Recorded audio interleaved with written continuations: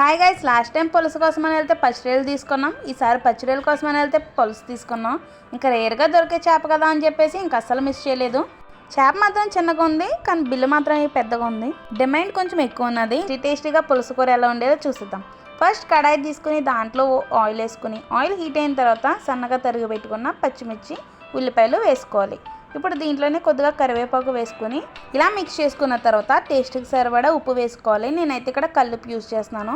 ఒకసారి మళ్ళీ మిక్స్ చేసుకున్న తర్వాత ఫ్రెష్గా దంచి పెట్టుకున్న అల్లం వెల్లుల్లి పేస్ట్, పసుపు వేసుకుని మళ్ళీ ఒకసారి మిక్స్ చేసుకోవాలి. ఇలా మిక్స్ చేసుకున్న తర్వాత 5 మినిట్స్కి ఆయిల్ అనేది ఈ విధంగా సెపరేట్ అవుతుంది. చూడండి, ఆయిల్ ఫుల్గా సెపరేట్ అయిపోయింది కదా.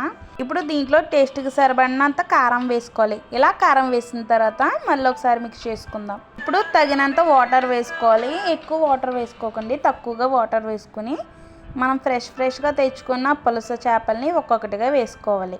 చూడండి, చాలా చక్కగా ఉన్నాయి చేపలు అనేవి, చాలా టేస్టీ చేపలు. ఇలా చేపలన్నీ వేసిన తర్వాత చింతపండు రసాన్ని వేసుకోవాలి. చింతపండు రసం పులస కూర ఆసమ్.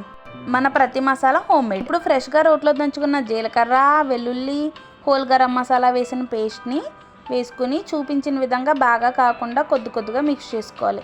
ఇలా మిక్స్ చేసుకున్న తర్వాత మనం ఇక్కడ బెటర్ ఫ్లేవర్ కోసం ఆవకాయ ఆయిల్ అయితే యాడ్ చేస్తున్నాం. చాలా టేస్టీగా ఉంటుంది.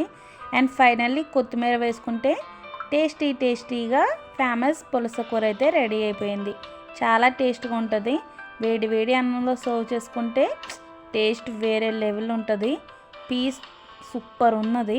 రెసిపీ నచ్చినట్లయితే like, share and subscribe for more videos.